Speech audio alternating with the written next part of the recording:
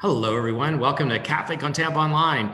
Today, we've got Craig Latimer, who is our Hillsborough County Supervisor of Elections. He's going to be talking about the upcoming elections. Craig, welcome. Tell us about yourself. Thank you. Thanks for having me here today. I'm a native Tampan, born and raised here, went to local schools, graduated from the University of South Florida. Prior to being in the Supervisor of Elections office, I spent 35 years with the Hillsborough County Sheriff's Office. I spent most of my time there in the homicide arena. I was a homicide detective, sergeant, lieutenant, and captain, and then transitioned to child protective investigations from the state to the county.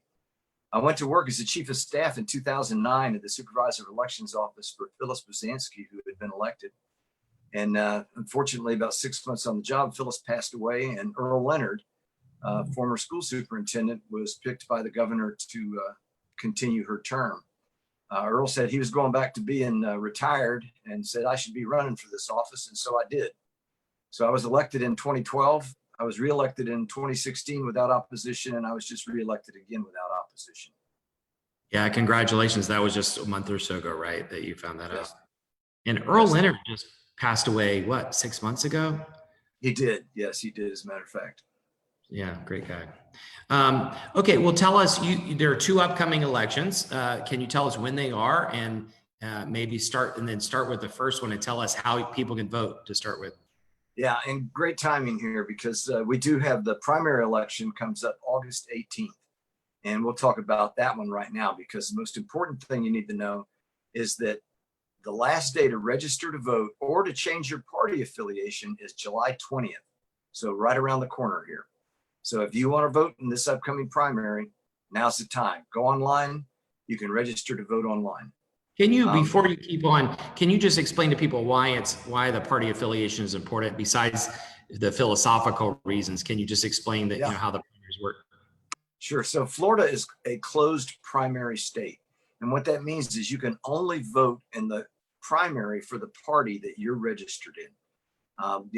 There's a lot of different open and closed type things, but Florida is purely a closed primary state. So if you're a registered Republican, you can only vote on the Republican side in the primary because what you're doing is nominating your people to go forward. Now, having said that, no party affiliation people also get to vote because we've got nonpartisan races of school board and judges, and some of those races will be decided at the primary.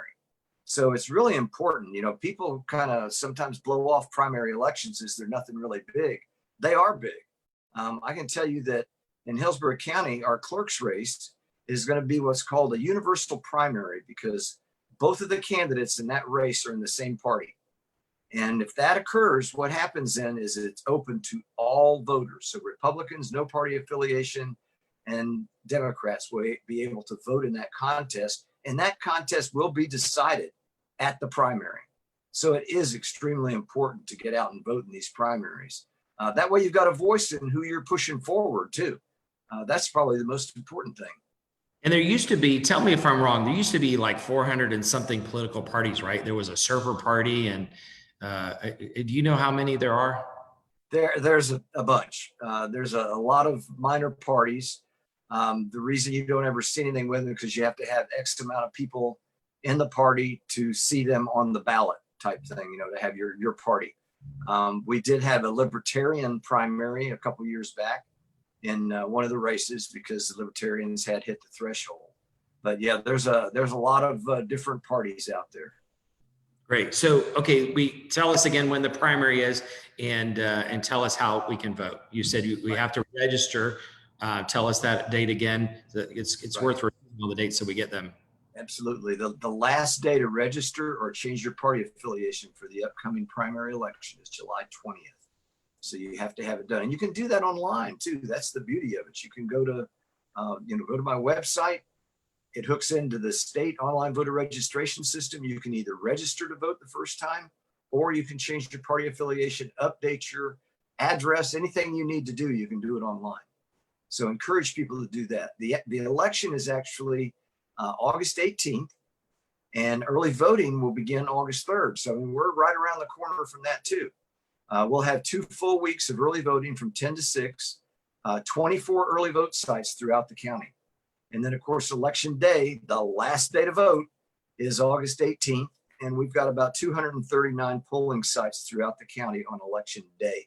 On election day, you must vote in the precinct that you reside in. And the simple reason for that is your ballot's going to be waiting for you there. Early voting will produce your specific ballot on demand.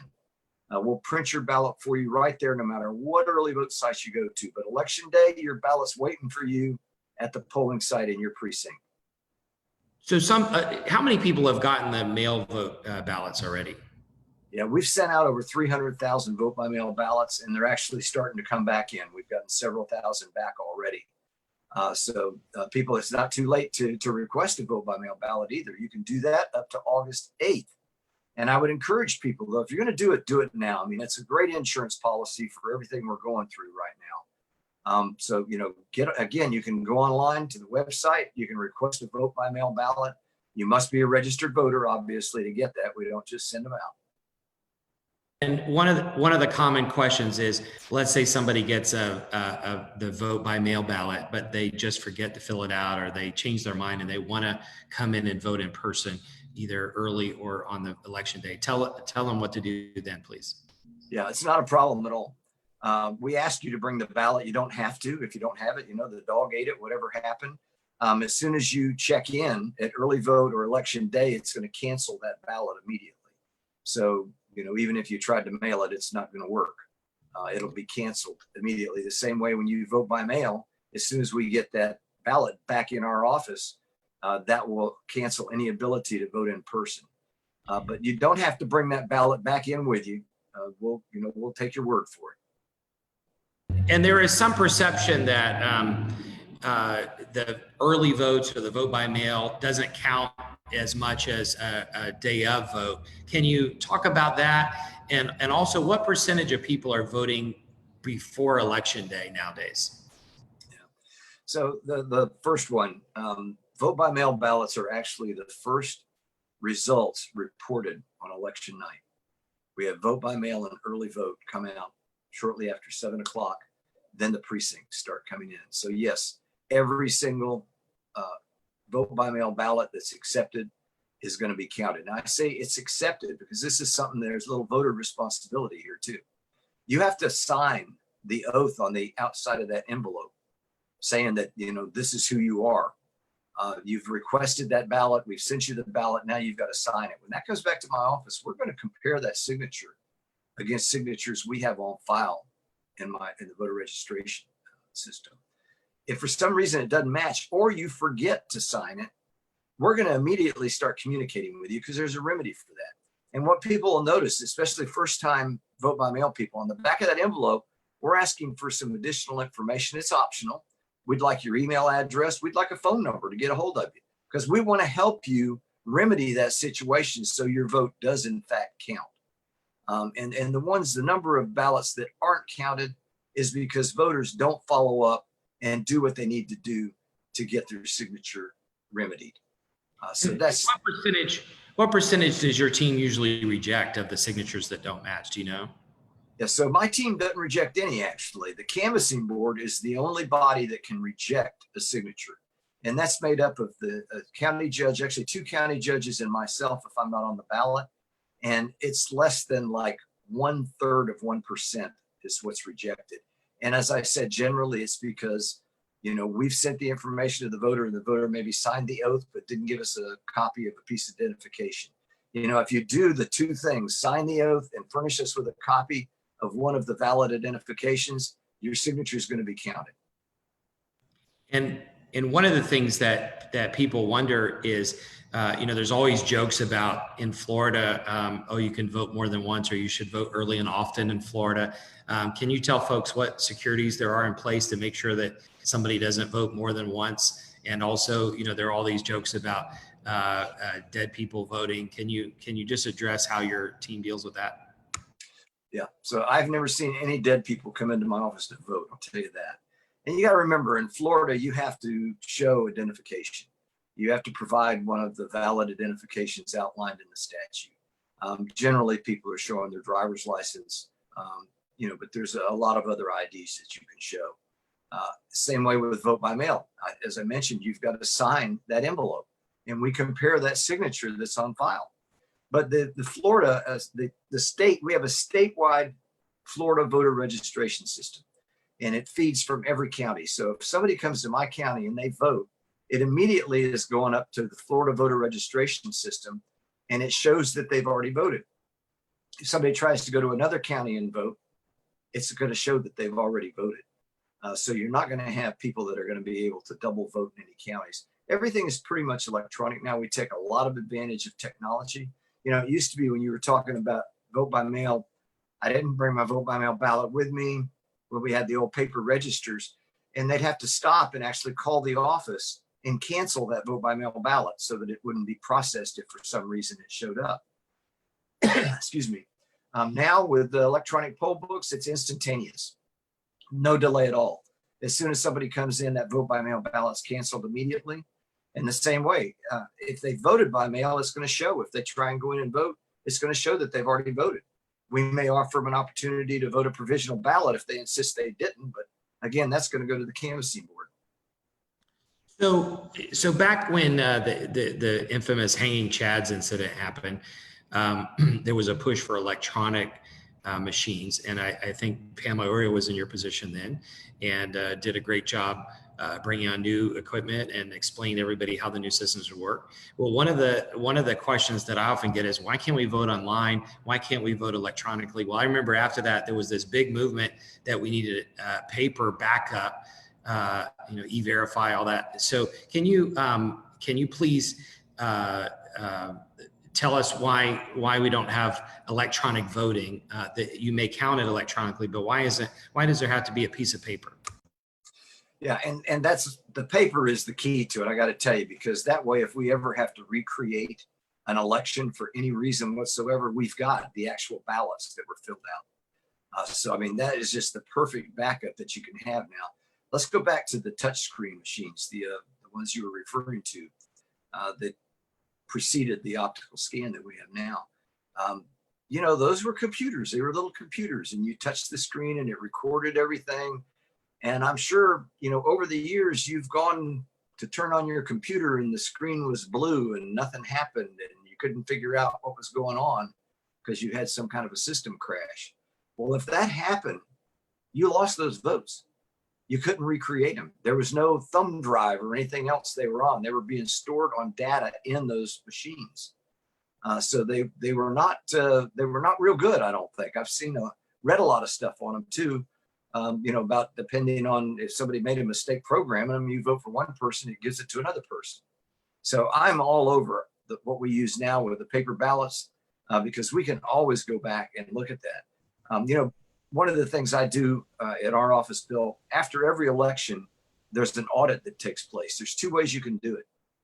And this is a great point too, I should have brought up earlier, but there's two ways you can do that. The canvassing board can select a race and precincts, and my people go find all the ballots from those precincts in that race, and we hand count them to ensure that the machine counted them correctly.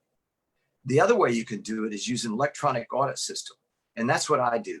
And I'm auditing 100% of the ballots that are cast in our tabulation system, and I'm using a certified system from the state to verify that my tabulation system counted those ballots correctly.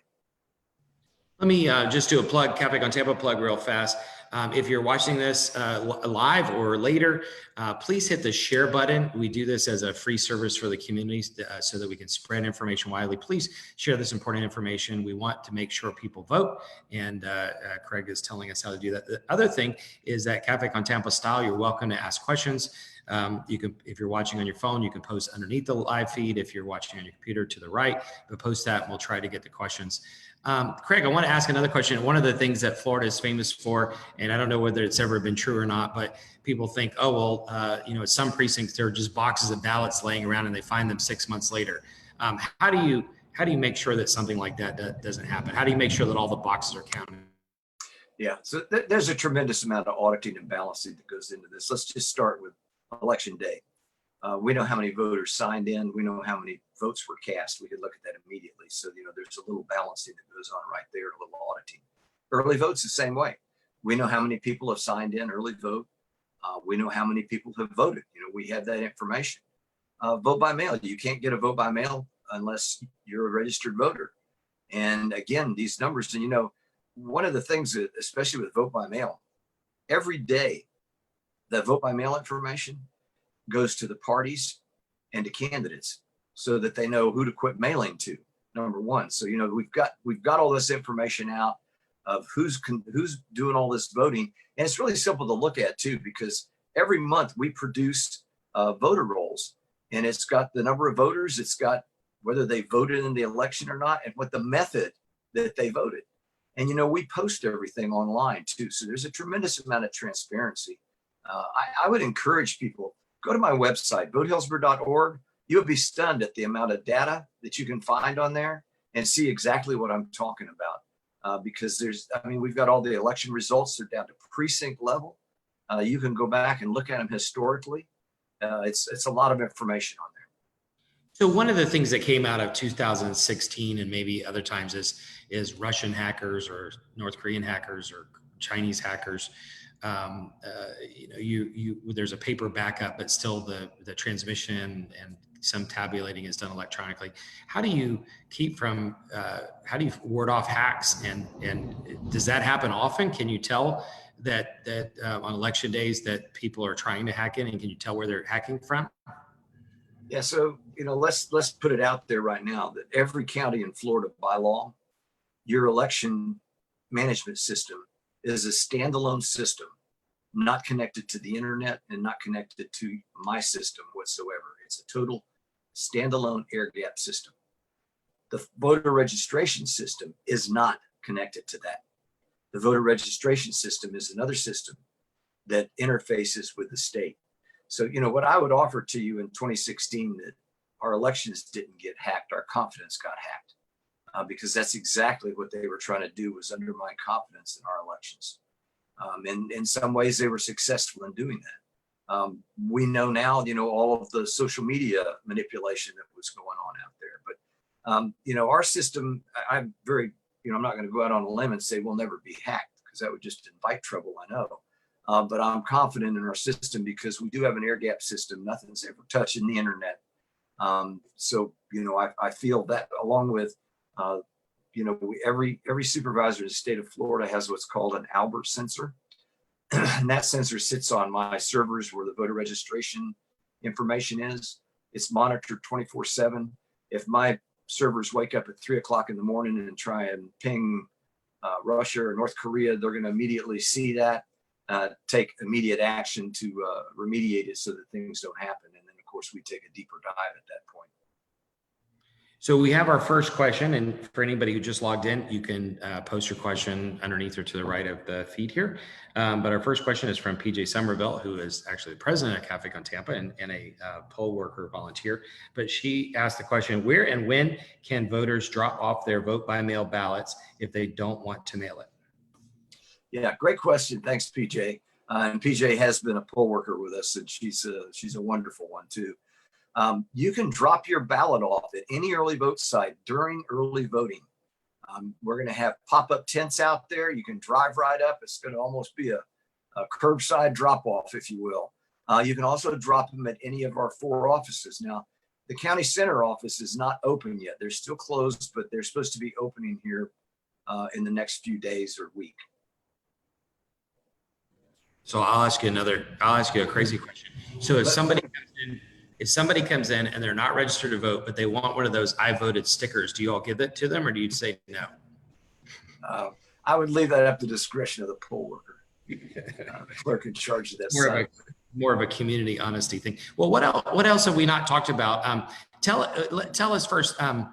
What's the percentage of the population, the eligible population that is registered, and then what percentage of the eligible population votes in Hillsborough County? So that's a great question. It's a good question and kind of an unknown. We look at that. We work with the Planning Commission. How many people do we have that are over 18 years old? And how does that compute to how many people we have registered to vote? You got to take some stuff into consideration there too. Are they in fact a U.S. citizen? Are they over here on a work visa? So obviously they're not eligible to register to vote. And then of course we know that we've got the felon issue going they may not be eligible to register to vote. But one thing that we're going to know here real soon, Florida is like the 29th state to join what's called the ERIC project. And the ERIC project is a consortium where the states send their driver's license information and their voter information into this computer center, and they mix and match everything, and they end up, finding people that have moved out of county that we didn't know about, people that have moved out of state we didn't know about, and they also find deceased people that we weren't aware of. The state's hooked into the health department, but they might have died out of state. But the other side of that too is that one of the agreements you have to have is that they're going to furnish us with a list, to the state actually, a list of eligible but may not be registered people that they also have surfaced. And then this first poll that they're getting ready to do now, they're estimating that there'll be about 4 million people in that category statewide. And the state has responsibility to communicate with them via postcard or some other method and let them know what the opportunities are to be able to register to vote.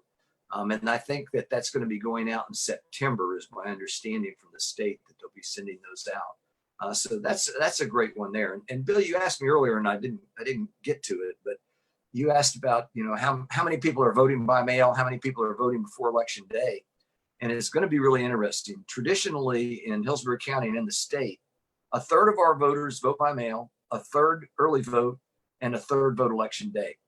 Now, the presidential preference primary that we just had on March 17th, that's when the COVID started to really ramp up. And our vote by mail ended up going over 50% of our voters. And Election Day, I can tell you, was less than 1/2 the amount of people that voted in the exact same election in 2016. So I think that, obviously we're going to see a lot more people voting by mail. We've sent out more vote by mail ballots than we've ever sent out before. And to those people that are going to be first time vote by mail, if you go to a polling site and you have a question, you got a poll worker there to answer your question for you. Well, if you got a vote by mail ballot, we're going to be your poll workers. If you got a question, pick up the phone and call our office, communicate with us at voter@hcsoe.org.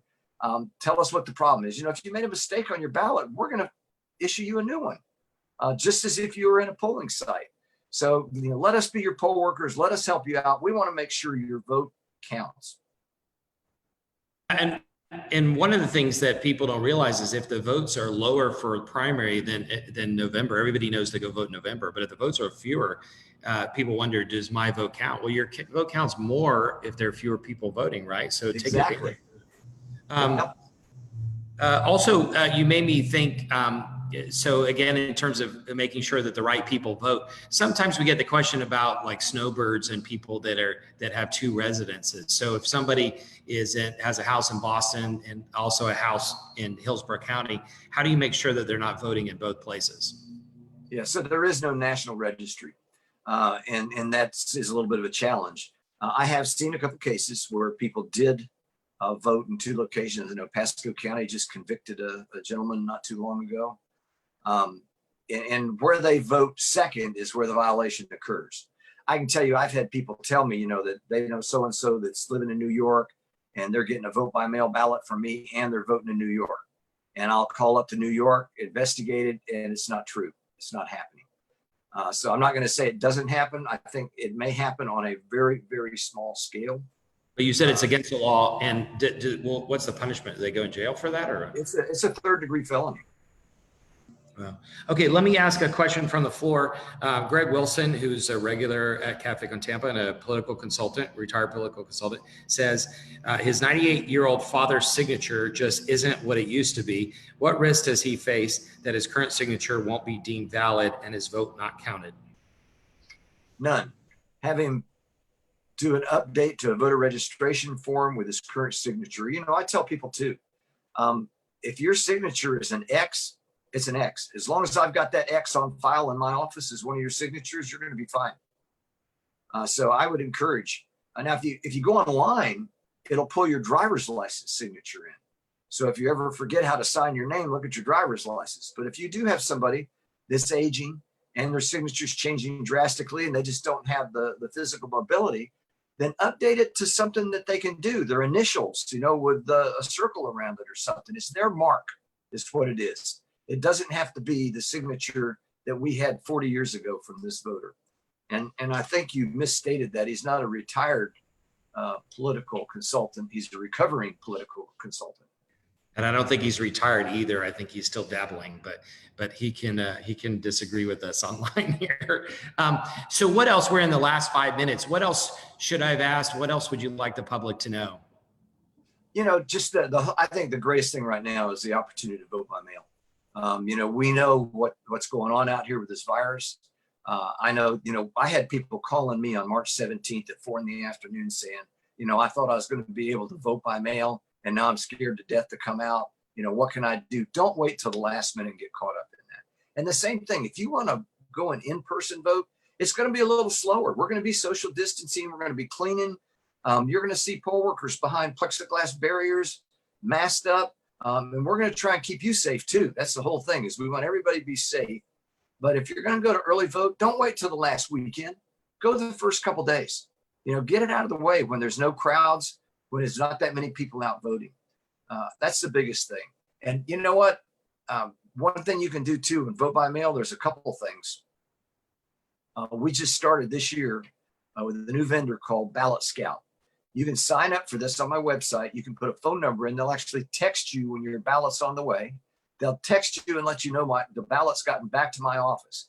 Now, if you don't want to do that, you can just go online at my office, and actually any supervisor elections office, and you can track your ballot back to the office. It'll show when it's arrived there. So, just some good information. Take some voter responsibility. Don't wait. And the people that have these vote by mail ballots, get them in. Don't hold on to them. The post office is telling us it's taken a minimum of 5 days to get first class mail back and forth now. And that's 5 of their business days, not 5 calendar days. So I would just urge people, get them in the mail. If you don't want to mail them right now, you can bring them to my 4 offices. After August 3rd, you can take them to any of the 24 early vote sites and drop them off in person. Yeah, and I should say this is a little plug for voting. We around Memorial Day, Veterans Day, other holidays, July 4th, we talk about the people that fought and died for our country and for the rights and freedoms we have.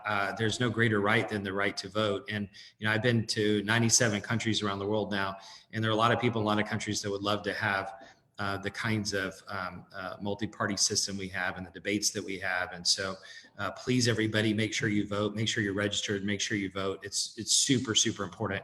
And there are people in other countries that look at us and say, you have the right and freedom. Why don't you use it? Please, everybody use it. And Bill, I can tell you, these primaries are really sad. We talked about it at the beginning about the importance of them. The largest turnout we've ever had for any primary was in 2018, and it was a 26% turnout. It needs to be more than that. We need to get people engaged out there. There's some big local elections that are going to impact you locally, so take advantage. Hey, well, thank you very much. Any final websites? PJ, remind us that we should talk about the telephone number to call. Anything else that you'd like to give us so that folks have information? Sure. Our main office number is 813-744-5900. It's 813-744-5900. And you can go to votehillsborough.org. And I would encourage you, go to votehillsborough.org. You're going to find a tremendous amount of information. You can actually, you can pull up your sample ballot online, your specific sample ballot, and look at it. So you can see, hey, here's who I'm going to get to vote for. Request that vote by mail ballot while you're there too. Yeah, thank you so much, Craig. Thank you, everybody, for watching. And I want to give a special thanks to the Hardy County Chamber of Commerce. I happen to be sitting here in their beautiful building, which is an old, restored train depot. And so if you hear any echoes or you see the kind of natural lighting coming from the window, there's a false background I have here. Or if you hear the trucks driving by, it's because I'm in beautiful Hardy County, with everything that's going on here, using their internet and their service. So thank you very much. Thanks to Dell and PJ and the other board members for all their support. Thanks everybody for staying tuned. We hope to get back to face-to-face meetings soon, but it's probably not going to be anytime soon. Thanks so much, Craig. We look forward to seeing you again soon to give us updates on what's going on. Thank you. I appreciate it. Thanks for the opportunity. Take care.